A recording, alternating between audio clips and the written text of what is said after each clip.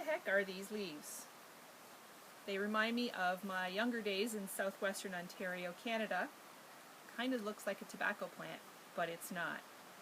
If you want to find out what this is, stay tuned in this video. If you have any uses for this plant, if you think you know what it is, leave it in the comments. And I'd love to hear of any recipes that you've used this medicinal plant for. So I'm finally getting around to harvesting some mullein leaves. Mullein is just grown out here randomly out by our shed, and I just want to show you the difference between the year 1 and the year 2 plant. So right here there's a little baby mullein. They usually grow like this in pattern in the first year, and then the second year they get much taller and they create a flower stalk.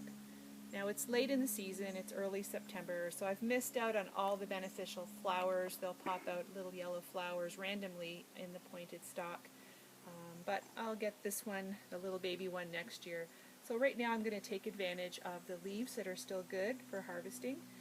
This plant grows in zones 3 to 9 typically, and you can identify it because the leaves are very soft and fuzzy. It has tons of little micro hairs on the leaves. All parts of the plant are medicinal and useful, and the roots typically are harvested and dried. You can use it in a tincture or a tea, which are great for urinary tract problems. The leaves you can crush into a poultice fresh and use for skin problems or muscle aches, or you can use the leaves fresh or dried for a tea that help with asthma, bronchitis, dry irritated cough. And then the little yellow flowers that pop up, you can save them and infuse them in an oil, and mothers often use that to help with ear aches.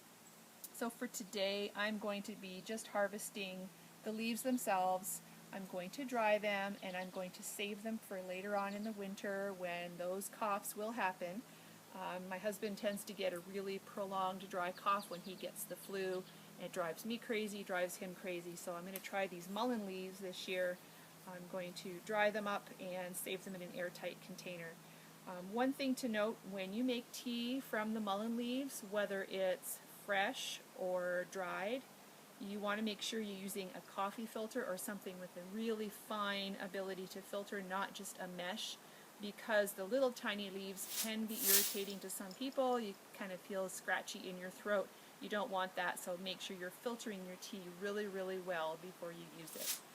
So there's other random weeds along in our property that I'm going to harvest before the frost hits.